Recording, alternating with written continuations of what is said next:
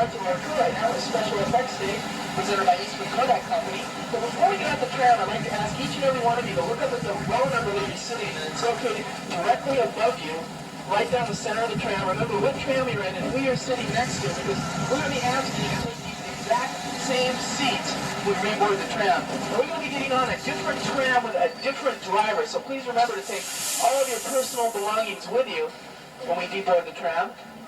And wait just a moment. And if you wait right now, I'm going to exit to the back of the tram, and we're going to meet underneath the red awning.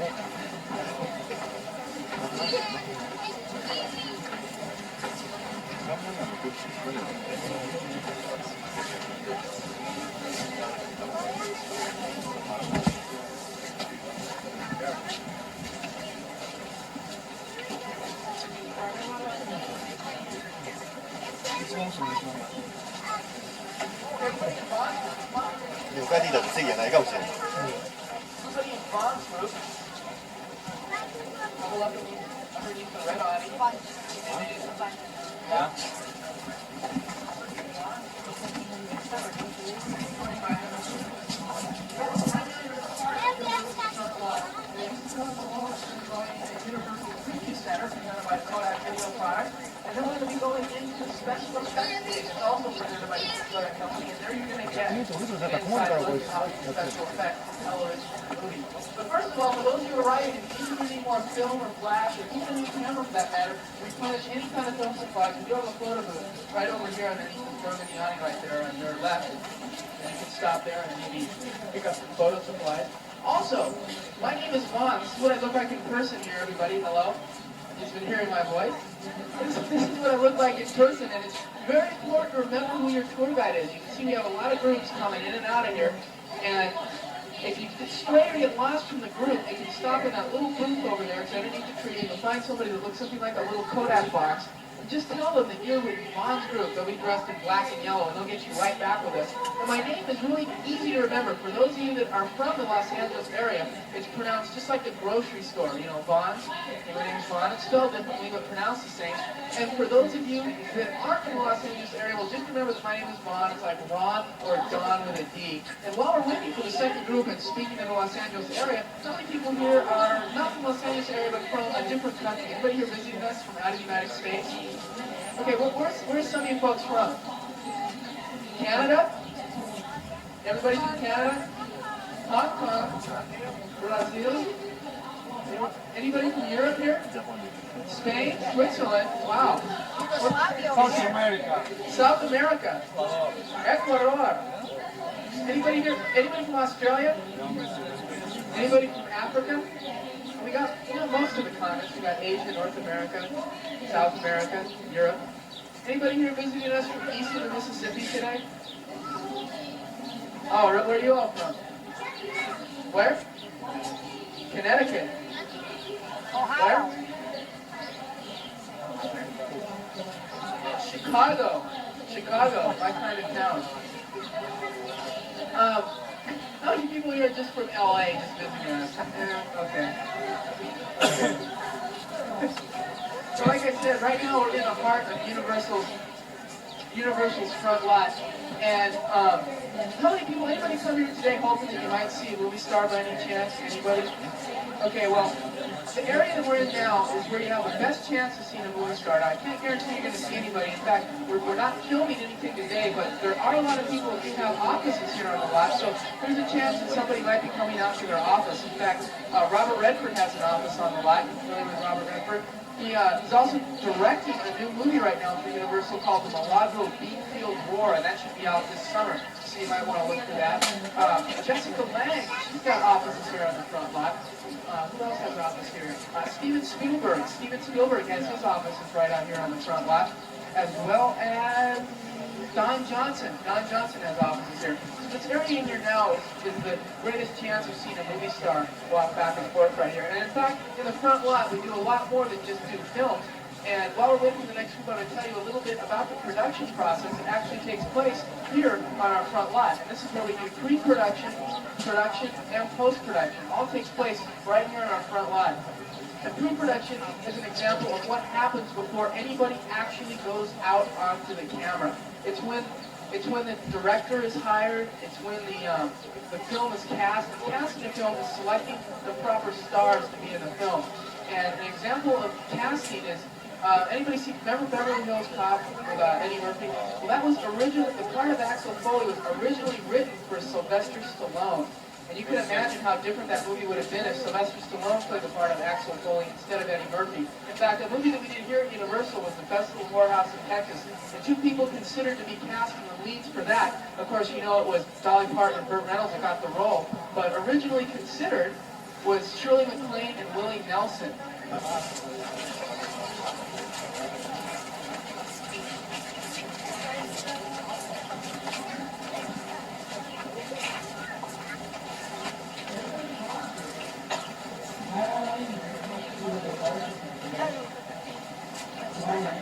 How's everybody doing today? How's everybody doing today? Yeah. Welcome to Universal's Preview Center, presented by Kodak Video Products. This features the exciting Kodak modular video system. And here to tell you a little bit more about what you're going to be seeing on your tour today is the star of a very popular television series of a couple of years ago. It's currently in syndication. It's Mr. David Hasselhoff.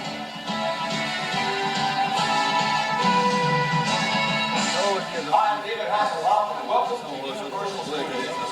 I'm here at Universal's Preview Center to give you a brief glimpse of what you'll be seeing when your tram takes you into the heart of the production studio. You know, by visiting Universal Studios, you are participating in a tradition that goes back over 70 years.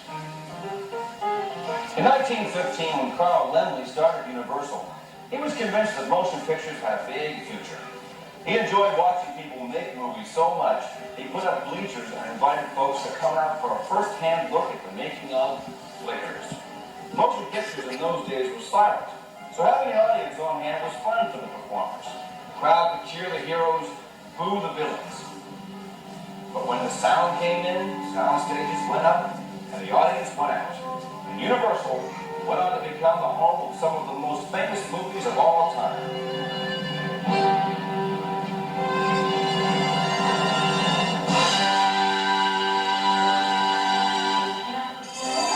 Well, by 1964, Universal had become a leading source of the next entertainment wonder, television.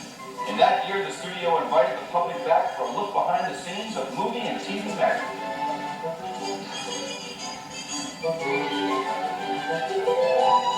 Since then, the Universal Studio Tour has expanded to include all the amazing sights we see today. When you board the tram, you'll visit our famous backlots. You'll see the actual sets from The Sting, Leave It to Beaver, The Munsters, Psycho, Jaws, A Hunchback of Notre Dame, Earthquake, Back to the Future, Amazing Stories, and of course, my favorite show, Knight Rider, and hundreds of other films and television shows. You know, your tour guide is an expert on Universal Studios, and will give you lots of interesting information on the sets and attractions you'll be seeing. So enjoy your day, and thanks for coming to the world's famous Universal Studios tour.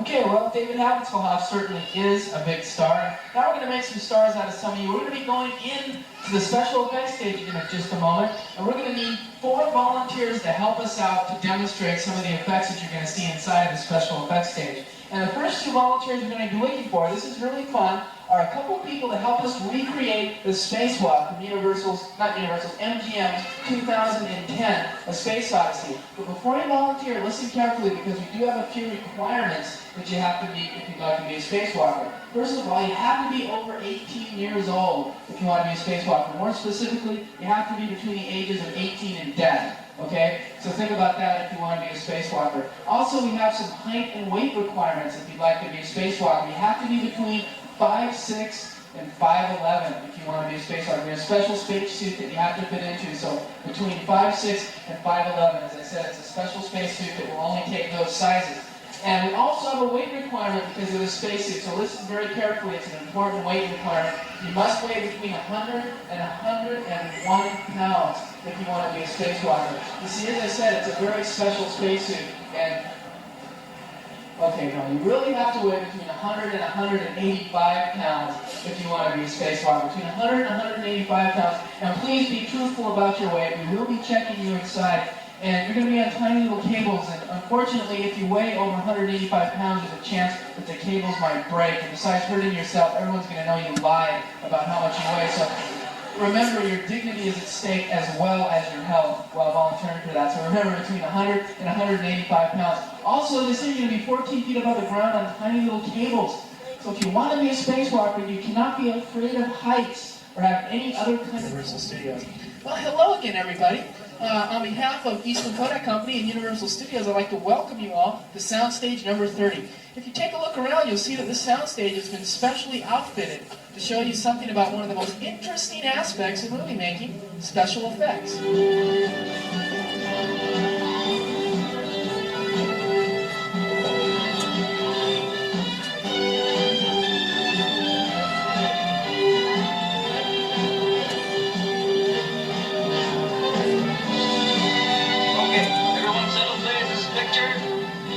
Are you all right? Rolling. Marker. Action. Hello, I'm Robert Wagner. Welcome to the special effects stage. Universal Studios has asked us to take you behind the scenes, to show you what we do behind the lights and cameras to make the fantastic effects you see in motion pictures and on television look so realistic. During the next few minutes, we will take you into the workshop of some of the most famous technicians and movie-making geniuses of all time to show you their secrets. Ready, fellas? Here you will see how the spectacular special effects of the cinema are actually created.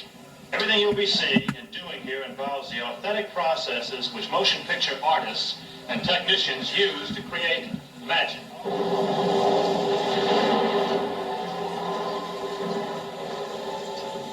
Magic that makes you walk out of a movie theater and ask, how did they do that?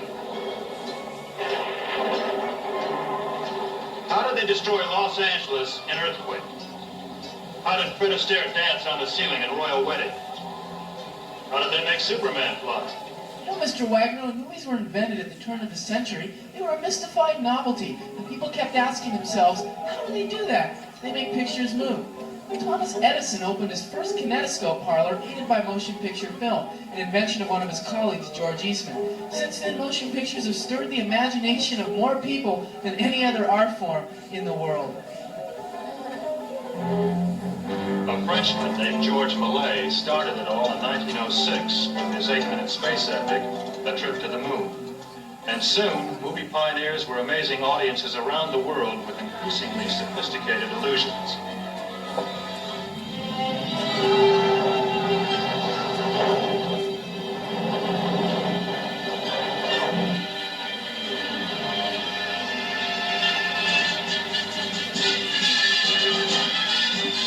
From the beginning, special effects have transformed imagination into visual reality.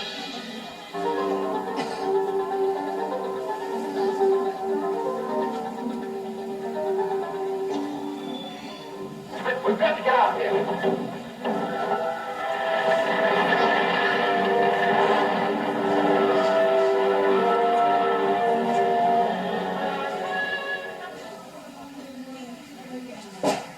Special effects look a little bit different when you get a chance to view them up close.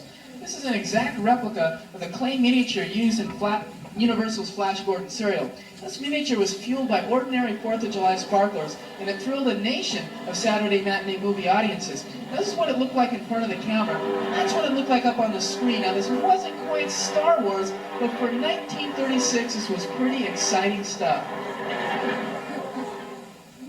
In 1901, Thomas Edison was experimenting with an anti-gravity effect.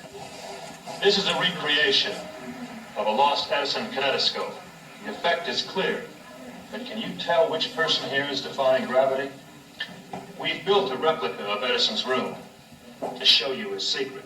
Edison discovered that by taking a room set and turning it on its side, and then tilting the camera so that it remained level with the floor of the set, we can make somebody appear to defy the law of gravity. Now we've turned our camera on its side. If you take a look right now up at the center screen, you'll get a chance to actually see this effect. And I'm going to walk across the wall, and it's our volunteer Mark here helping us out. He lives in West Covina, California, but he's originally from Cleveland, Ohio. And Mark, it looks like you're playing some sort of card game. Do you know what you're playing by any chance there? You have no idea. You must not be winning then, right? I hope you know that the reason you're not winning is because you're not playing with a full deck. Thank you. Okay, we're going to break this illusion right now. Mark, would you take one card in each hand?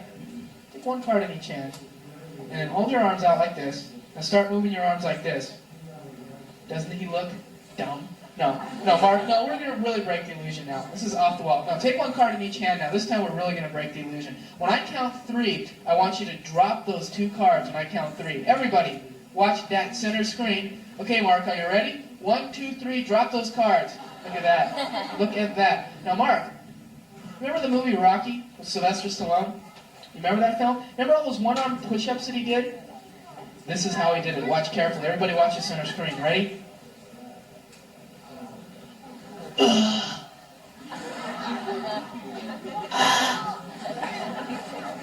at this, no hands.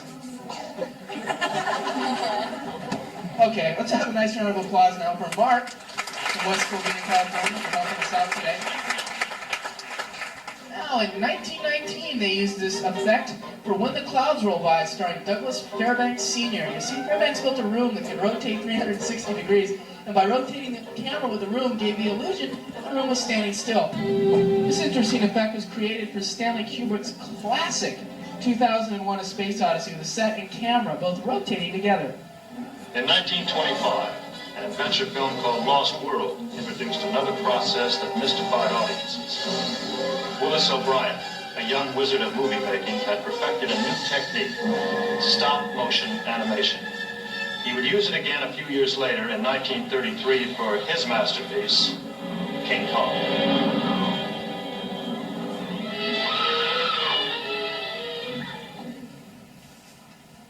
And here's how stop-motion animation works. Willis O'Brien constructed miniature models with movable limbs. He would move each part of the model in tiny increments, shooting just one frame of film at a time. After weeks, and thousands of frames of film later, the film was then projected at normal speed, and the results? The same technique was used in 1953 by O'Brien's protege, Ray Harryhausen, for The Beast from 20,000 Fathoms. Harryhausen delivered his masterpiece in 1959 with the stunning Seventh Voyage of Sinbad.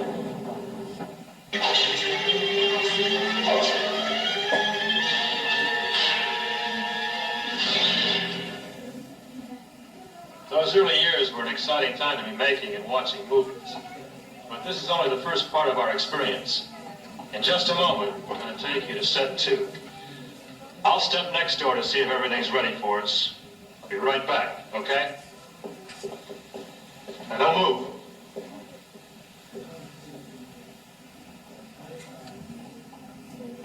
Okay, well, Mr. Wagner's checking on the next set. Gather up all your personal belongings. This process is a blue screen. What the camera does is it electronically eliminates the color blue, and we can now put our volunteer David here in front of any background that we'd like to. You see, if you look over on the left, that's what the camera sees, and on the right is what the camera does. And if you look in the center screen, we'll put these all together. David, you look at the monitor down at the floor, and we'll see how this all works. And there he goes. He's up above the Hollywood Hills right now. He's looking down. He's looking down. I don't know if that's in fear or in enjoyment, but he's definitely way up there right now. There he is. Don't be too scared up there. You're only 20,000 feet above sea level. And here he's coming in for a perfect three-point landing. That was a stupendous performance, David. Anyway, let me help you off the bike. Officer Carter, can you hear me? Yes. Yes, I hear you.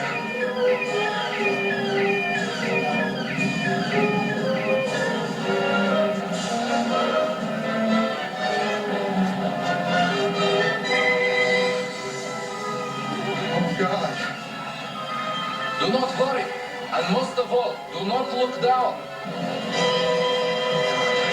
Velocity? Colonel, look ahead of you. Look at velocity. Have no fear, Colonel. There is nowhere to fall. Nowhere to fall. Right. All right, gentlemen, we've got a problem. You better pick up some speed and get to Discovery. There's a moving object and it's coming your way. There! Oh, no. Meteor, get close! Hurry! Hurry!